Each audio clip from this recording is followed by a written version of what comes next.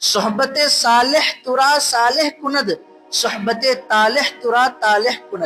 صحبت اگر اچھی ہو تو انسان عزتوں سے ہمکنار ہوتا ہے، صحبت اگر بری مل جائے ذلتوں سے دوچار بھی ہوتا ہے۔ آپ نے دیکھا ہوگا جو ایک زمانے میں سگریٹ سے نفرت کیا کرتے تھے اور آج سگریٹ ان کے ہاتھوں اور منہ کی زینت بنی ہوئی ہے، اور پھر وہ یہی نہیں رکتے، سگریٹ سے حقہ، گانجا، گانجے سے پھر شراب، پھر شراب کے بعد زنا، زنا کے بعد پھر وہ جرائم کے دنیا کے بڑے بادشاہ بن جاتے ہیں۔ آپ ان سے پوچھئے کہ بھائی آپ پر بھی ایک زمانہ گزرا ہوگا، آپ اچھے خاندان کے معلوم ہوتے ہیں، آپ کی پرورش تو سڑکوں پر نہیں ہوئی، لیکن کیا وجہ ہے کہ آپ جرم کی دنیا کے بڑے شہنشاہ کہلاتے ہیں؟ تو ان کا ایک ہی جواب آپ کو ملے گا، حضرت ہمیں صحبت اچھی نہیں ملی۔ ہم جب پہلی مرتبہ گناہ کرنے جاتے تھے تو ہمارے ساتھ میں رہنے والے سپورٹ کرتے تھے، روکتا کوئی نہیں تھا۔ ان کا وہ سپورٹ کرنا آج میرے لیے یہ بن گیا کہ میں جرم کی دنیا کا بادشاہ بن بیٹھا ہوں۔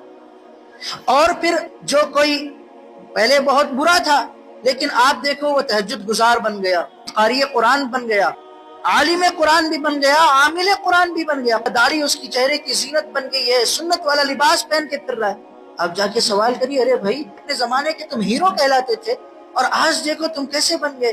تو کہیں گے بھائی میں کسی شخص سے ملا تھا، میں کسی اللہ والے کی صحبت میں بیٹھ گیا تھا۔ یہ صحبت کا اہم رول ہوتا ہے زندگیوں میں، خود ہماری زندگیوں میں بھی صحبت کا اہم رول ہوتا ہے۔ ایک عالم دین واقعہ سناتے ہیں، ان کا ملنا جلنا تھا ایک انجینئر صاحب سے، تو ان سے انہوں نے یہ درخواست کی کہ بھائی آپ کے پاس الحمدللہ اللہ نے مال و دولت ہر چیز دی ہے، آپ ایک کام کریے حج کے واسطے اپلائی کر دیجئے۔ تو انہوں نے حج کے واسطے اپلائی کر دی اور قسمت کی چمک اٹھی کہ حج کی اپلیکیشن ایکسپٹ بھی کر لی گئی۔ اور پھر انہوں نے دوبارہ ان کو فون کر کے، حضرت آپ نے کہا تھا حج کے لیے، میں نے جو ہے نا نام پیش کر دیا اور میرا نام نکل بھی آیا، فلاں تاریخ کو حج کے لیے جا رہا ہوں، آپ دعا فرمائیں۔ حج سے ایک دن پہلے وہ انجینئر صاحب کے بڑے بھائی گھر پہ ملنے کے لیے آئے، ذرا جلدی میں تھے تو کھڑے کھڑے انہوں نے ملاقات کی اور چلے گئے۔ اور انہوں نے ملاقات میں یہ کہہ دیا، میاں حج کو جا رہے ہیں، تم ہارٹ کے پیشنٹ ہے، تم اٹیک آ جائیں گا، کچھ بھی ہو جائیں گا، طبیعت کا بھی سوچو ذرا، اور کوئی پرسان حال نہیں ہوں گا وہاں پہ جا کے مر گئے تو۔ اب یہ بھائی صاحب بات کو دل پہ لے لیے، دوسرے دن فلائٹ تھی، فلائٹ کو چھوڑ دیے اور حج پر نہیں گئے۔ حضرت کو فون کر کے انہوں نے سنایا کہ میں ہارٹ پیشنٹ ہوں اس لیے میں حج پہ جا نہیں سکا۔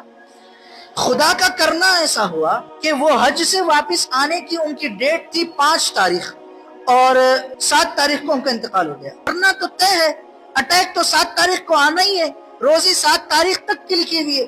اگر یہ چلا جاتا حج پہ اور واپس آتا تو کم سے کم دنیا سے ایسے تو جاتا کہ اس کے گناہ دھل جاتے، لیکن 1 منٹ کی صحبت نے اس کے سارے عزائم پھیر دیے۔